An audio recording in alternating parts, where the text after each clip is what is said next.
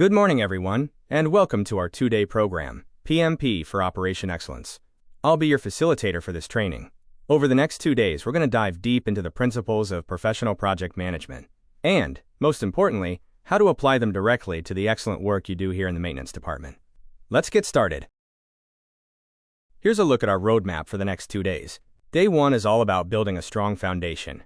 We'll start with the why, understanding the strategic importance of project management, and move into the critical first steps of defining and planning a project. Day 2 will be focused on the how. We'll cover execution, tracking, and introduce some modern tools like Kanban. We'll close with a hands-on simulation and discuss how to effectively implement these skills back in your roles.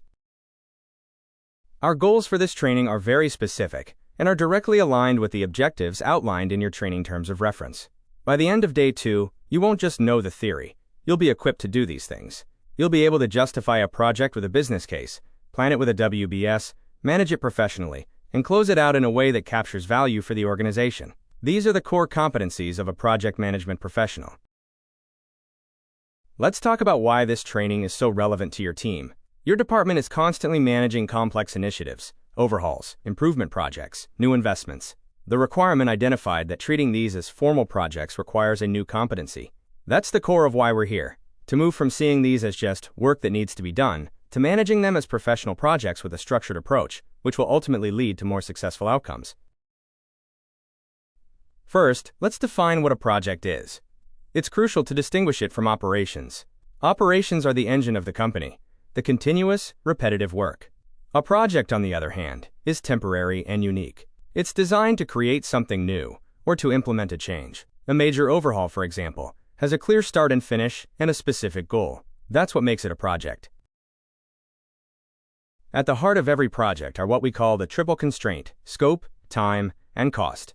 Think of it as a three-legged stool. If you change one leg, you have to adjust the others to keep it balanced. If a stakeholder wants to add more to the scope, it will likely impact the time or the cost, or both. As a project manager, your job is to manage this balance and communicate the trade-offs to your stakeholders. Not all projects are the same. The projects you manage generally fall into a few key categories. An investment project, like installing new equipment, is judged primarily on its return on investment. An operational project, like improving a maintenance process, is judged on efficiency gains. Understanding your project's type from the start helps you focus on the right success metrics and anticipate the key challenges you'll face. The role of a project manager today is far more than just creating a schedule. The Project Management Institute, or PMI, describes the PM as a, quote, change agent.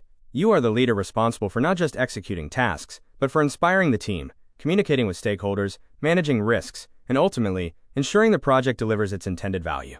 It's a leadership role that sits at the intersection of strategy and execution. So how does a project come to be?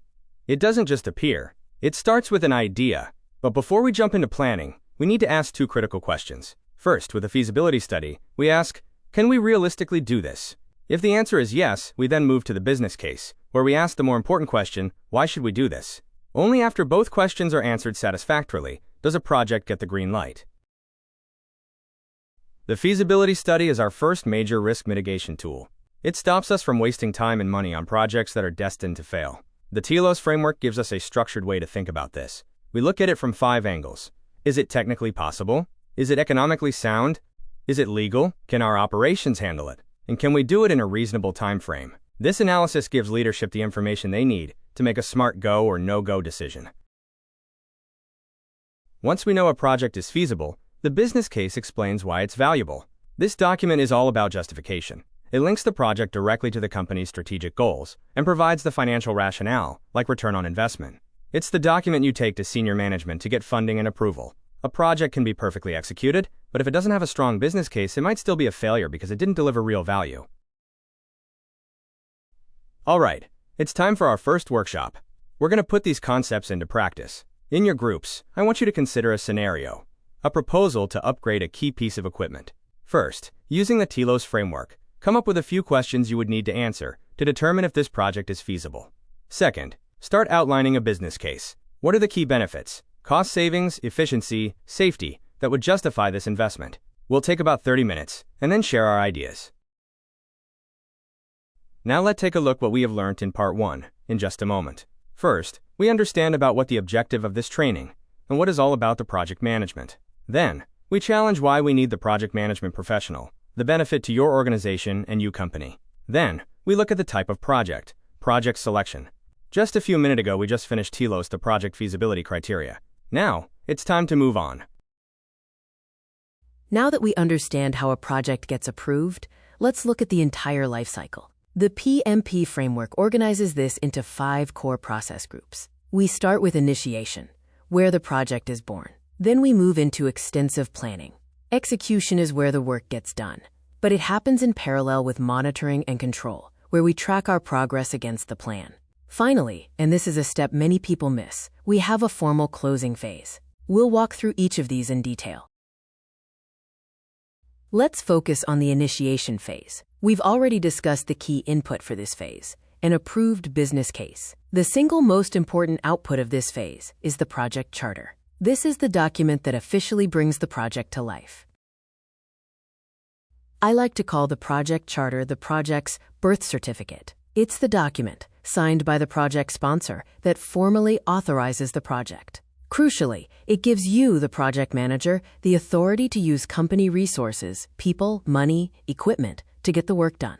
It's a high-level document, not a detailed plan, but it sets the stage for everything that follows. While a charter can be a formal document, its real power is in communication. That's why I'm a big advocate for the visual project charter. Instead of a multi-page text document, you create a single, visual page that summarizes the entire project. This becomes your elevator pitch. Anyone, from a team member to a senior executive, can look at it and immediately understand what the project is about. It's incredibly powerful for creating alignment and managing expectations from day one. So what goes on this one-page charter? These are the essential elements. You need clear goals, a well-defined scope, including what you are not doing, a high-level timeline with major milestones, a list of the key people involved, a rough budget, and a summary of the biggest risks. We'll practice creating one of these in our next workshop. Okay, let's build on our last workshop. Using the same improvement project scenario, your task is to create a one-page visual project charter. I've provided a template to guide you. Work with your group to fill in each of the key sections we just discussed. This document will become the foundation for the rest of the exercises we do today and tomorrow. Let's take about 45 minutes for this. With our project officially chartered, we now move into the planning phase. This is where we take the high-level information from the charter and build out the detailed roadmap. This is the most intensive part of project management, and good planning is the single biggest predictor of project success. The output of this phase is the comprehensive project management plan.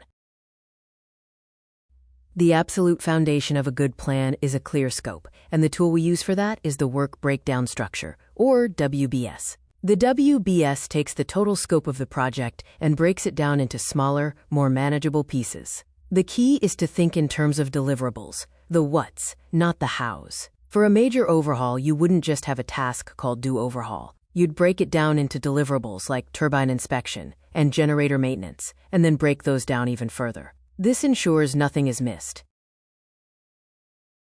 Let's practice this. For your improvement project, I want you to start building a WBS. First, identify the major deliverables. What are the main things you need to produce or complete? That's your level 2. Then, take one of those deliverables and break it down into smaller components, your level 3 work packages. Remember to focus on the nouns, the things you are creating, not the verbs or actions. We'll take 30 minutes for this. The end of Section 1. Let's continue. Section 2.